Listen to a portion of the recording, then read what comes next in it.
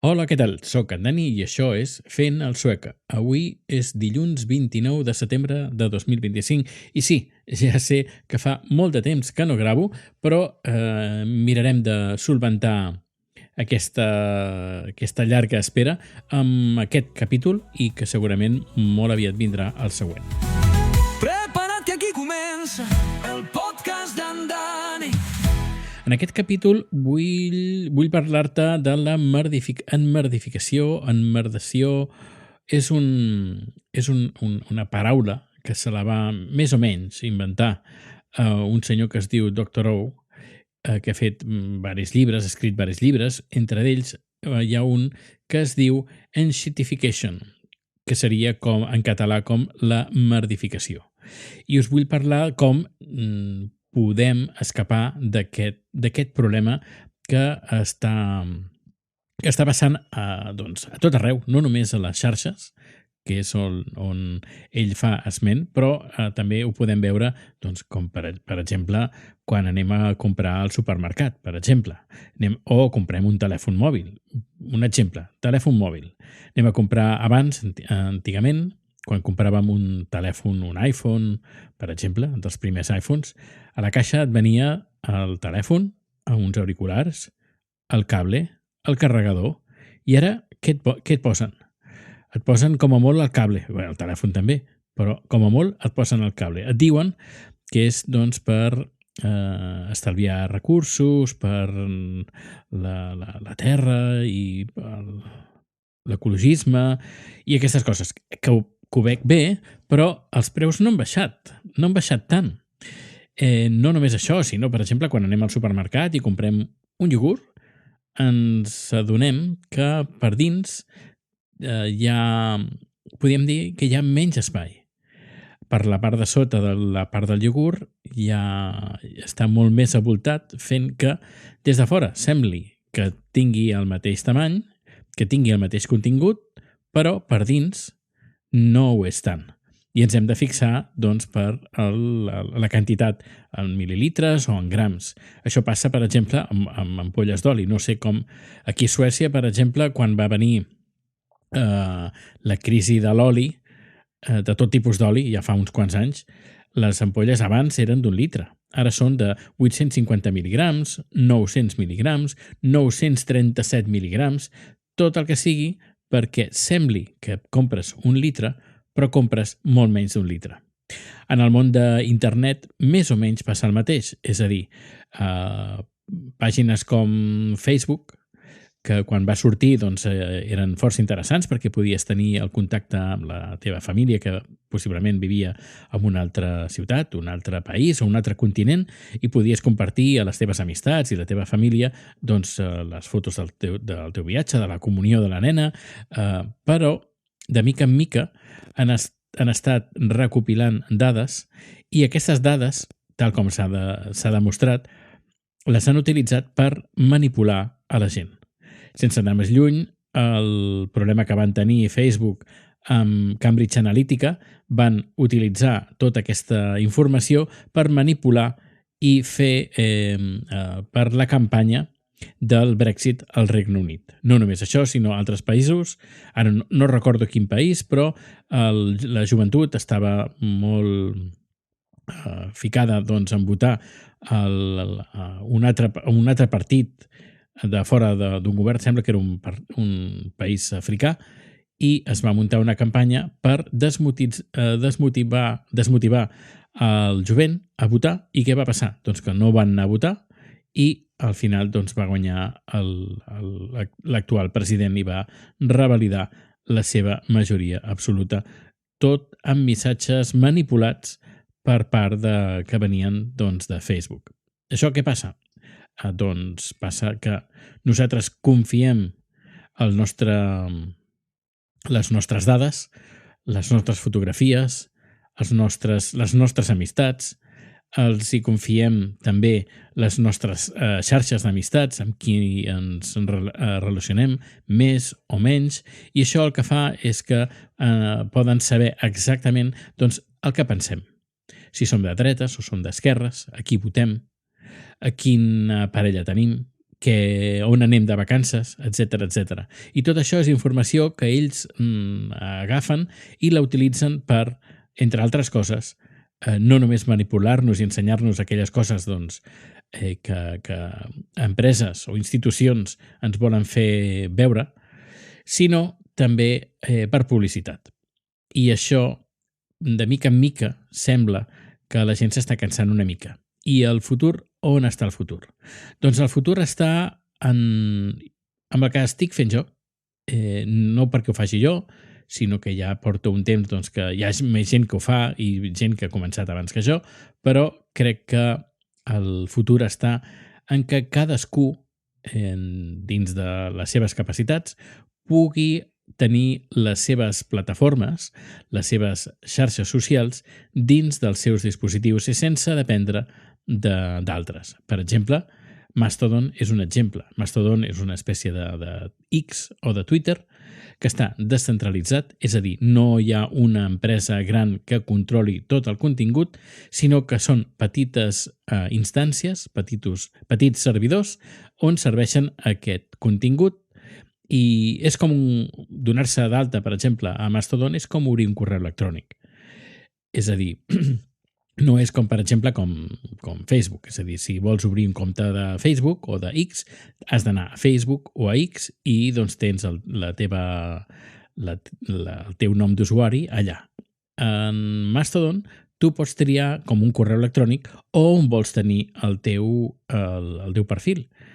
En un correu electrònic pots anar a Gmail, pots anar a Microsoft, pots tenir inclús el teu propi servidor, pots anar, no sé, a Yahoo, pots triar. I en Mastodon també pots triar. Hi ha diverses instàncies, també pots muntar la teva instància en el teu propi servidor, si tens un servidor a casa, com jo tinc, i doncs tens el teu propi Twitter al teu servidor. I dius, però no em puc posar en contacte amb altra gent, altres servidors? Sí, com el correu electrònic. És a dir, si tu tens un correu electrònic a Gmail, que pots enviar un correus electrònics a Yahoo, doncs igual passa amb Mastodon. I parlo de Mastodon, que utilitza el que s'anomena el Fediverse. També hi ha altres serveis que també utilitzen aquest Fediverse, és a dir, un univers federat, un món federat. Tenim Mastodon, que seria l'equivalent a X, però també tenim altres equivalències, com per exemple tenim Pixelfed, que seria com una espècie d'Instagram. És a dir, un Instagram que pots muntar-te al teu propi servidor o pots anar a algunes instàncies d'altra gent i et dones d'alta i allà tens les teves fotos, sense que cap empresa i fiqui doncs, la seva empremta ni recapti informació personal. Jo, per exemple, en el meu cas, no tinc Mastodon al meu propi servidor, no, el tinc a masto.es, però des de fa molt poc vaig obrir una instància al meu propi servidor de Pixelfed. I, a part, també tinc tots els podcasts, els tinc allotjats també al meu propi servidor. D'aquesta manera, si, per exemple, imagina't que això pot arribar a passar, que no sé, Spotify decideix doncs, que un capítol que jo parlo d'un tema doncs, una miqueta delicat, per exemple, sense anar més lluny. No és un exemple real, però podria ser. Imagina't doncs, que en un capítol doncs, parlo en contra doncs, del govern d'Israel i doncs, el govern d'Israel paga diners perquè o fomenta o és sponsor de Spotify i Spotify detecta què és el que es penja allà, perquè ho sap. Per exemple, quan penges una música que té drets d'autor, la detecta i automàticament aquest capítol a Spotify no el pots escoltar. Doncs imagina't que parlo d'un tema un complicat o un tema pelut i Spotify com podia ser Spotify, o podia ser iVoox, o podia ser Apple Podcast, o el que sigui, però poso Spotify perquè això ho està fent avui dia amb la música, pot decidir, doncs aquest podcast no s'escolta, o aquest capítol no s'escolta. En canvi, si tens el teu propi podcast allotjat en el teu propi servidor, a casa teva, això ningú et pot privar de que comuniquis i crees contingut. També hi ha una espècie també de YouTube, també també tinc una espècie de YouTube al meu propi servidor, i tots aquests enllaços els pots trobar, per exemple, al meu blog, que també el tinc al meu servidor, que està a danielaragai.net. Allà tindràs a part del blog, tens tots els enllaços de totes les plataformes que tinc allotjades al meu servidor. Ja dic, Mastodon no, i diràs, i per què no tens Mastodon? Doncs perquè allotjar-se les coses un mateix té un petit problema, perquè no depens d'altres empreses, només depens de tu mateix, però també depens de la connexió a internet. És a dir, si un dia, com per exemple ha passat avui aquest matí, que m'he quedat sense internet, doncs el meu servidor no funcionava. I com que no funcionava, doncs ningú podia tenir accés a la meva pàgina web o al meu servidor, als podcasts, al blog, les fotos, els vídeos. I clar, fins que no ha tornat internet al cap d'unes quantes hores, doncs ningú podia tenir accés. No és un problema molt gran per mi, perquè no és el meu contingut, jo no guanyo diners amb el meu contingut, és a dir, tots aquests podcasts que estàs escoltant, els que publico, no tenen publicitat, i si estàs escoltant publicitat, si has escoltat publicitat escoltant aquest podcast, és que el podcatcher, qui t'està subministrant el podcast al teu telèfon, per exemple, està posant publicitat sense el meu consentiment. És a dir, ells estan guanyant, no sé si serà el teu cas, el cas que escoltant aquest podcast, no ho sé, de moment no tinc cap coneixement que això estigui passant, però sé que a algunes plataformes sí que passa. Tots aquests diners de publicitat que els genera escoltar el meu podcast no van a la meva butxaca, ni molt menys, ni m'entero, sinó van a aquestes plataformes que el que fan és quedar-se amb el contingut que publiquem, no només jo, sinó que publiquem i posen publicitat. És per això que jo recomano que utilitzis reproductors de podcast que no facin aquestes coses, que no utilitzin aquestes pràctiques. Per exemple, jo utilitzo Pocket Cast. Pocket Cast és una aplicació gratuïta, però que dius, i d'on treuen els diners? De la publicitat? No, de la publicitat no. Sinó que si vols algunes especificacions premium, doncs has de pagar l'aplicació.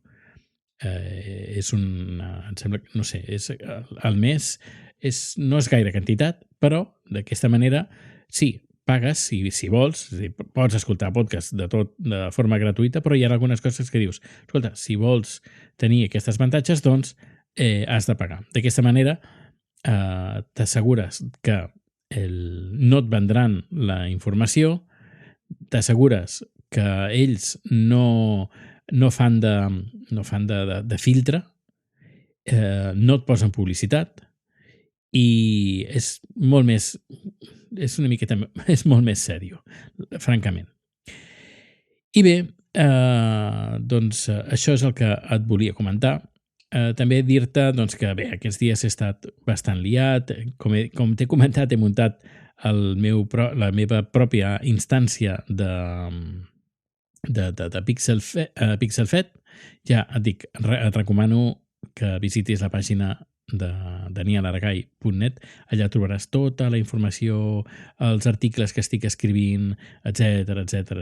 Els podcasts també, els vídeos, tot el que estic posant i ho estic centralitzant, o almenys aquesta és la meva idea, de centralitzar-lo tot a casa meva. És a dir, quan tu estàs escoltant aquest podcast, aquest arxiu està allotjat un servidor que vaig comprar de segona mà al costat de l'impressora aquí a Estocolm, a Suècia. I des de casa meva se'n va directament a la teva oïda. Així que és important crec que és important tenir-ho en compte. I ja d'aquí uns dies tornaré a gravar un altre podcast. Ja no crec que torni a passar tant temps com abans, que han passat diverses setmanes, si no mesos. No he desaparegut, l'únic doncs, que he estat una miqueta liat.